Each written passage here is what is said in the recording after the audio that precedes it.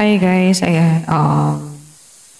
Kaka-start ko lang mag-live stream and first thing na ginagawa ko kapag nakaupo na ako dito is kumain. Charot. Kain agad. Hindi. Ginagawa ko ito. Kukunik ko yung isang phone ko. Ito. Sa sound card na ginagamit ko. Yes. Yung sound card ko, ayan. Makikita nyo sa screen. Yung Maonocaster E2. Ayan, may Bluetooth siya. Kukunin ko lang phone kong ito kasi for music, diba? Kasi pag minsan, yung guitar ko, naglolo ko, hindi siya tumutugtog ng maayos. So, music na lang muna sa YouTube yung patutugtugin natin. Ayan. Kukunin ko lang siya. Tutunog yan pagka connected. Nakakonect na, no? Pagkatapos nun guys, maghahanap na tayo ng music from YouTube, diba? Tapos bate-bate lang, kailangan batiin mo ng batiin. Bate-bate.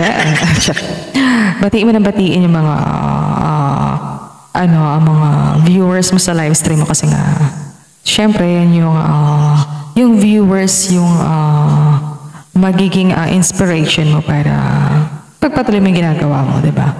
Tapos, sa viewers nakadepende kung magkaka-income ka, kung madadagdagan ba yung income mo kasi yung income ko kasi sa app, hindi siya ganun kalaki. So, the more na mas sweet ka sa mga viewers na nag-enter sa'yo, like, kung tinawag kang baby, tawagin mo ring baby, di ba? Huwag ka naman sanang tawagin, dipungal. Huwag mo sanang gano'n. Di ba? Baka tawagin ka namang bruha. Huwag naman gano'n. Ano ba naman? Anyway, mga Pilipino lang mahilig tumawag ng mga negative na tawag.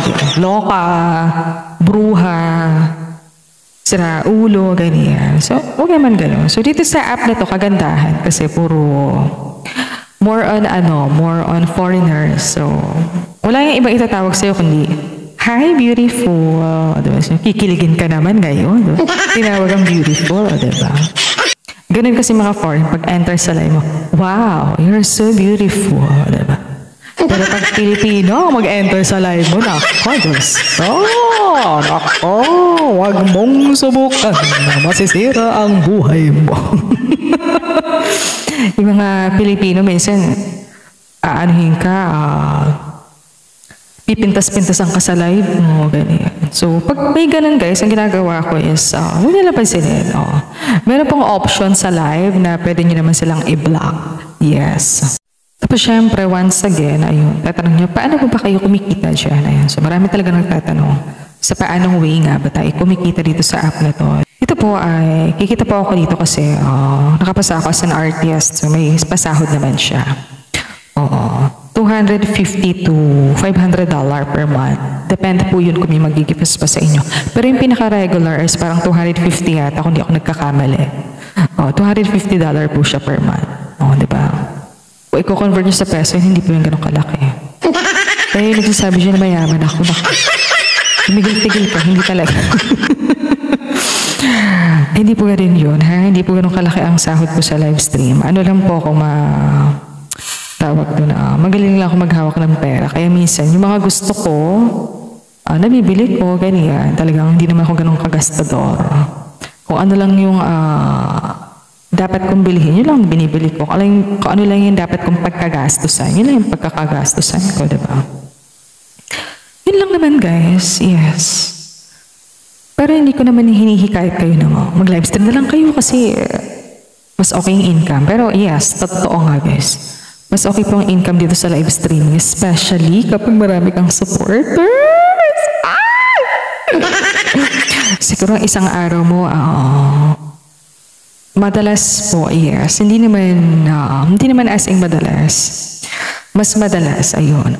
Sineswerte po ako. Isang upo ko po dito is 5,000 agad. Yes, 5,000 piso. Isang upo ko dito. Yun ay kapag may bigating supporter na napagawin sa live mo, sa live ko. Ganun lang. Tapos minsan naman, pinakamababa po is, yan, 500 to 1,000. 1,500. Pero madalas po ako everyday is 1,500. Ganun po. Pero hindi po laging ganun ha.